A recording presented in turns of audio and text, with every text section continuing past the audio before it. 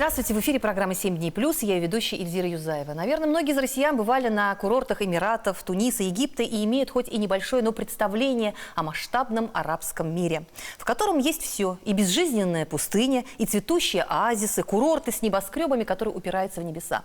Только вот арабский мир – это не только красота и блеск, это еще и нищета, это еще и всевозможные эпидемии, природные катаклизмы. И знакомство с этим миром для нас сегодня приобретает новое значение. Гость нашей студии Расуль Тавдеряков. Расуль наш коллега, журналист, блогер, руководитель и создатель гуманитарной миссии «Караван добра». Расуль, Исянмесис, здравствуйте.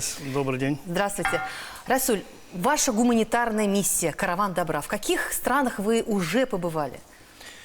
Мы побывали в странах Юго-Восточной Азии, в Центральной, Западной Африке, в Турции. Вот последний раз был в Марокко, это получается у нас Северная Африка. Вот. Ну и, соответственно, в России в прошлом году мы сразу же вылетели после того, как произошел пожар, который уничтожил целую татарскую деревню в Курганской области. Это село Илдыс. Вот. Там мы тоже оказывали гуманитарную помощь. В общем, там, где есть какая-то беда приходит, какое-то горе для людей, мы стараемся там сразу же оказаться. Угу. Ну вот вы согласны с тем, что мы много еще не знаем об арабском мире? Согласны ли вы с этим изречением? Да, конечно, арабский мир пока для нас только-только открывается, потому что, ну, я бы сказал, он даже для нас оформлен в каких-то стереотипах, да, там из сказки «Тысяча и одна ночь», там какие-то арабские шейхи. Ну, Дубай, конечно, для россиян уже стал более-менее привычным, но Дубай – это маленькая-маленькая точка в арабском мире.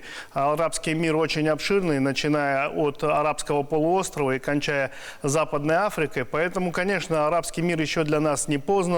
И в этом отношении нам предстоит проделать большой путь, если мы для себя хотим открыть новые горизонты и в экономическом плане, в политическом, в культурном, социальном и туристическом.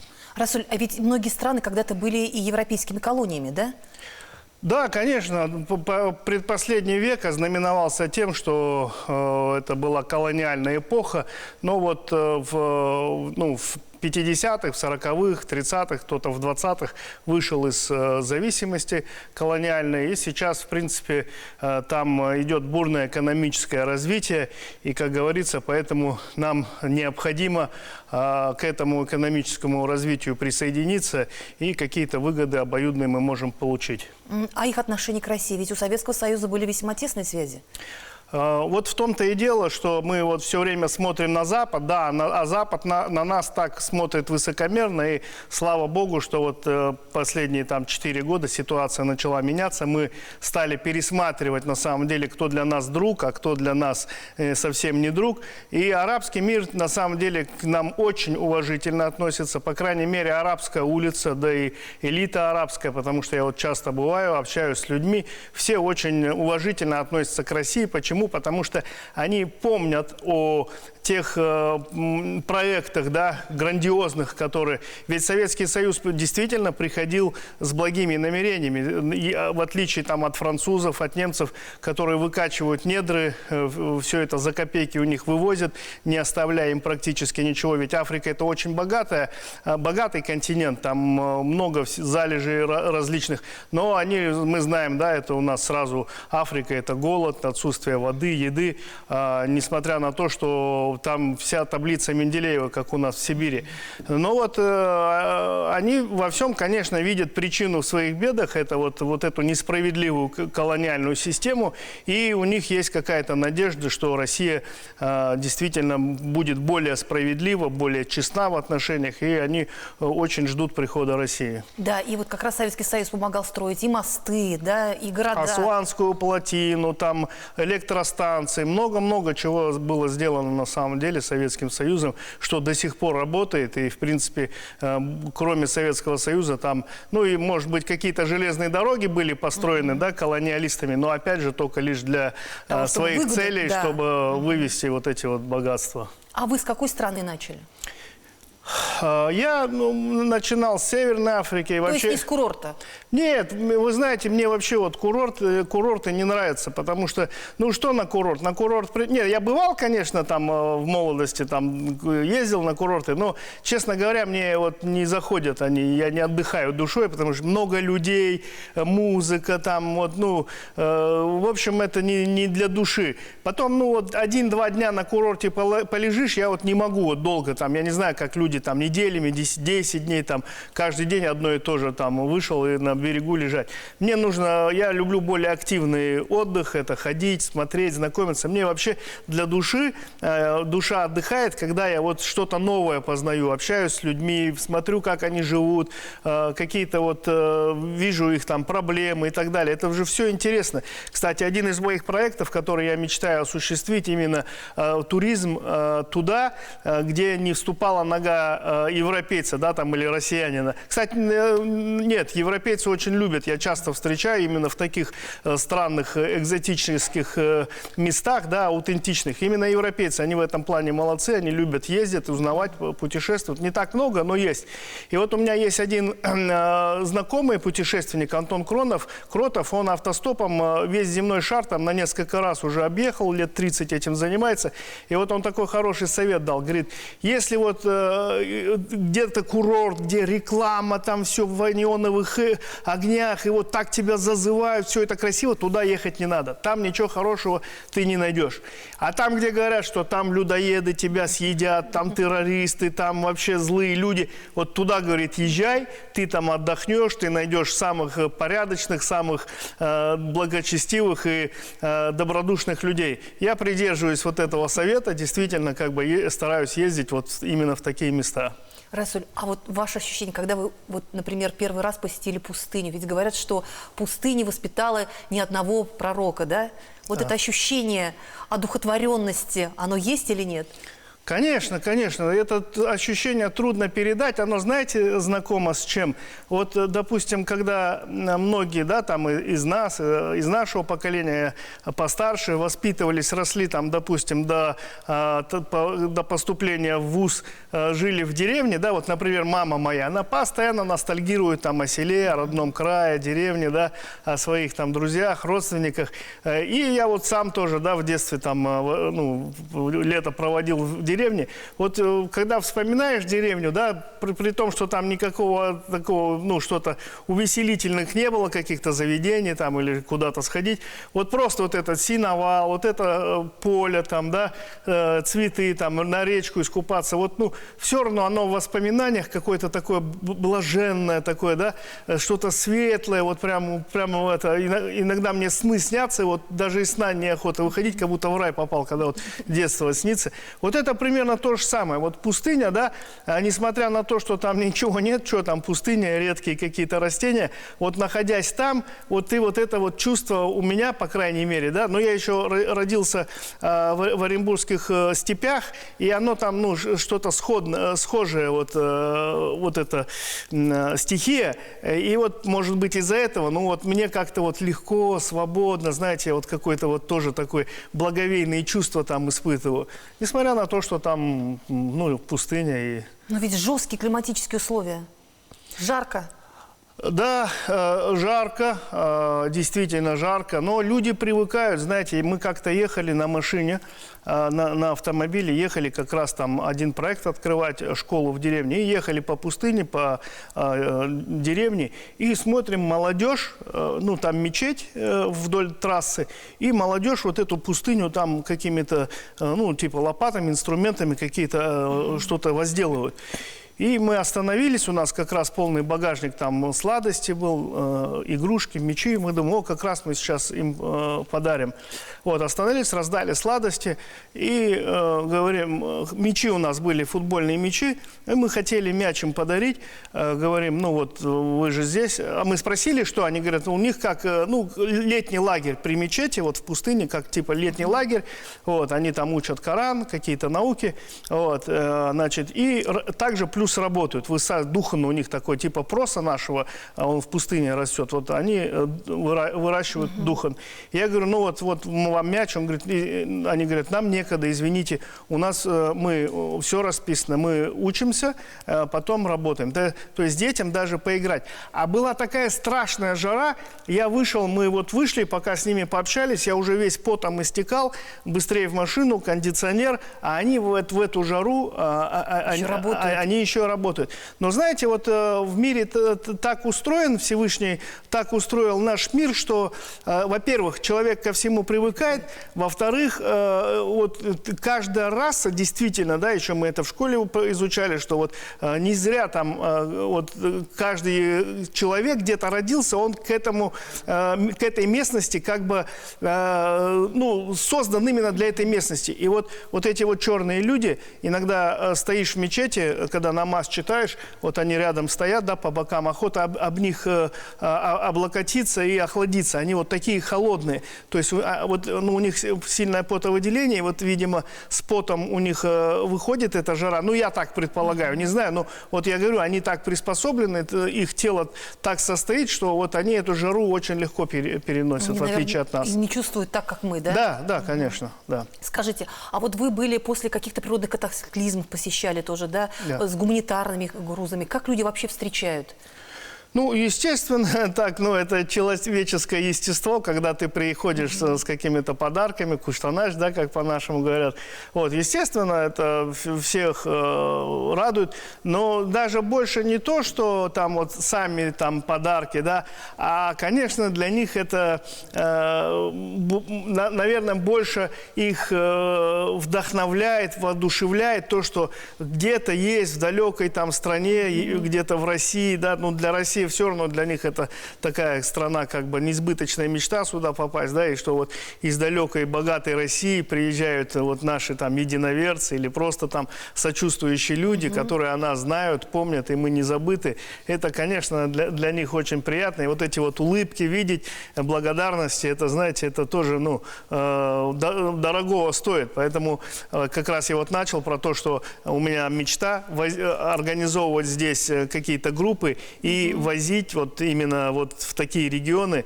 Это, мне кажется, будет, ну, намного больше ощущений, эмоций человек получит именно вот при виде вот этой вот уровня жизни, при виде, как люди живут в таких условиях.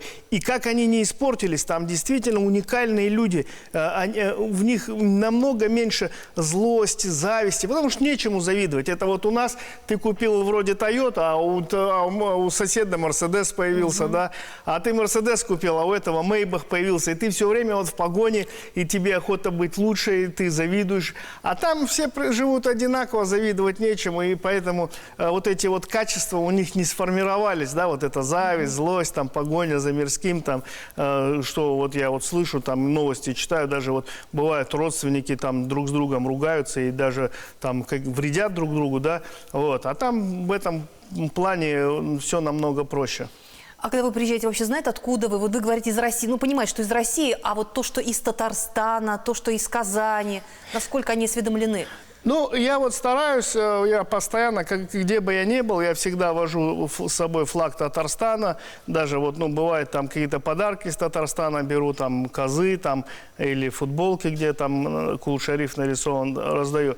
К сожалению, они знают, но немножечко искаженно, потому что в учебниках истории татары это ассоциируются с монголами, которые напали тоже на часть арабского мира, были там в Дамаске, в Багдаде, да, очень много там разрушений после себя оставили, поэтому они там сразу, ну... С 13 века еще, значит, идет это. Да, да, ну, приходится объяснять, что мы не те татары, мы там... Мы тоже пострадали, да?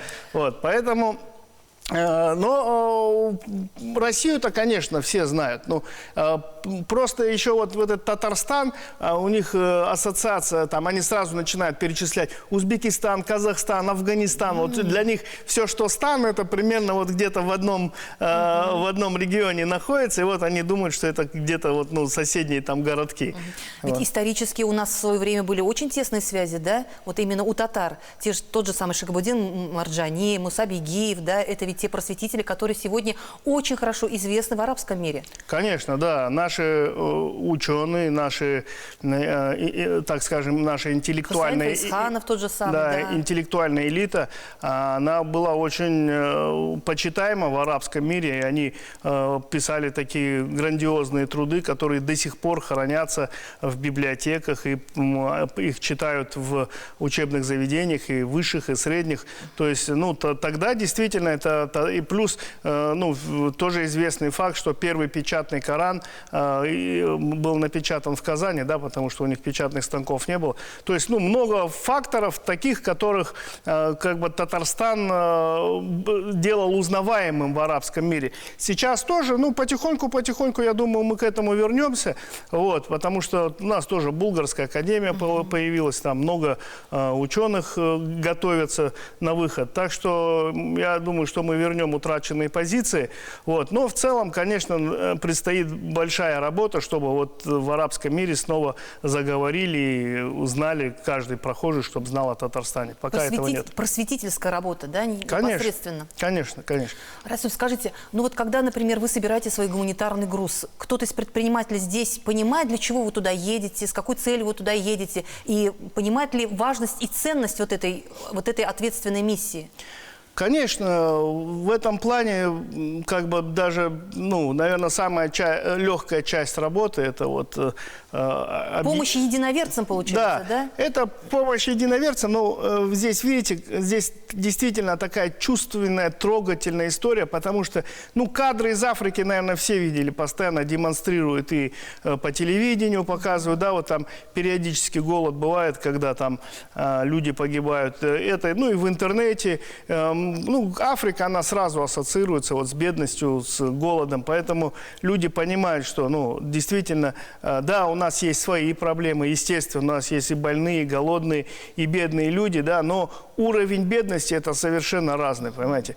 Когда ты видишь, что, ну, женщины, да, взрослые женщины, помоложе, там, молодые, там, девочки с утра идут, ну, мужчины там на полях работают, а женщины идут просто вот от своего села, проходят под палящим солнцем, но обычно утром рано идут, пока солнце не встало еще высоко, идут вот с этими бутылями, да, там каждый по 10 литров вот, от масла автомобильного, вот эти желтые, и несут там по 2 штуки, идут по 5 километров, просто чтобы у них в селе там была вода, напоить своих детей, постираться там, и приготовить кушать.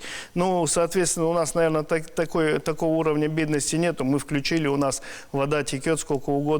Вот. Поэтому, конечно, это всегда трогает людей, да, и они часто, вот, я вот, ну, в мечети или где-то на улице, когда меня встречают, очень часто подходят: о, Расул, там, расскажи, вот, ну, люди хотят услышать эти, а как там, что, вот, часто так вот подходят, люди спрашивают. Угу.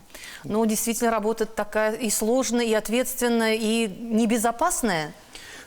Вы знаете, вот, мне кажется, что в России намного легче попасть в какую-нибудь передрягу, чем в Африке. Я там попадал, да, у меня были случаи там, но это опять же по моей глупости, я там совершил ошибки, не там пошел, не так оделся, то есть, вот. А так, в принципе, в целом это абсолютно безопасный регион.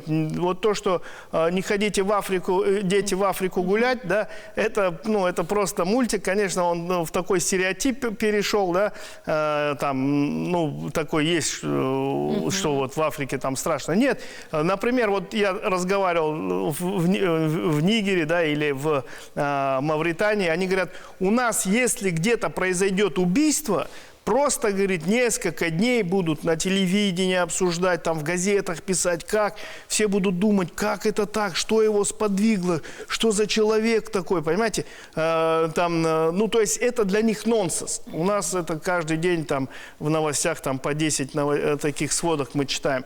Там... То есть массовое обсуждение, массовое порицание, да? Да. для них это, ну, это предел какой-то вообще несоуразности. Поэтому там достаточно безопасно. Ну, конечно, меры нужно соблюдать, но намного проще, допустим, чем в той же России. Хотя в России сейчас тоже безопасно, жаловаться не на что. Расуль, скажите, вот последние несколько лет мы говорим, что нам нужно укреплять связи. Да? Как вы считаете, именно какие у нас сегодня есть точки соприкосновения с арабским миром?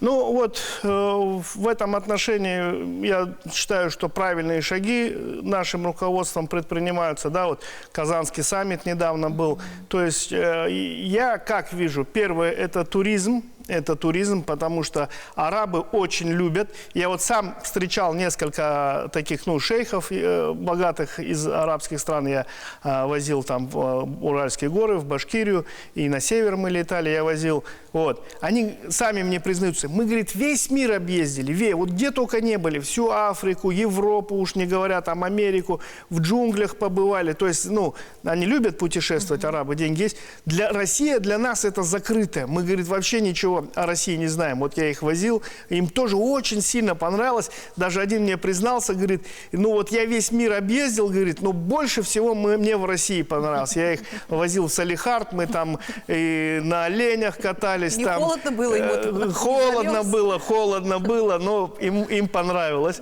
Мы там и охотились, и на оленях, и чего там только не было. Вот. То есть для них закрыто. Они хотят узнать Россию, хотят открыть сюда... этот мир. Конечно. Но, к сожалению, у нас вот для них не созданы условия.